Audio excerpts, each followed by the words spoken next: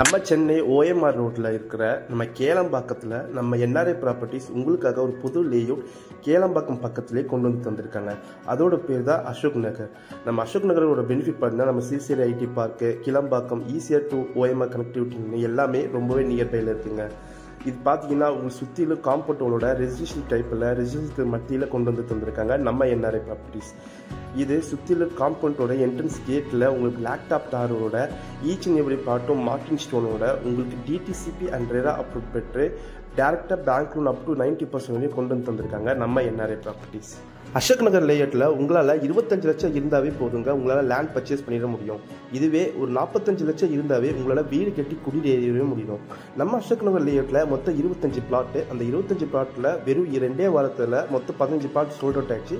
அந்த 15 பிளாட்டில் ரெஜிஸ்ட்ரேஷனும் பண்ணி கன்ஸ்ட்ரக்ஷனும் ஆரம்பிக்க போகிறாங்க. இன்னும் ஏன் வெயிட் பண்ணிட்டு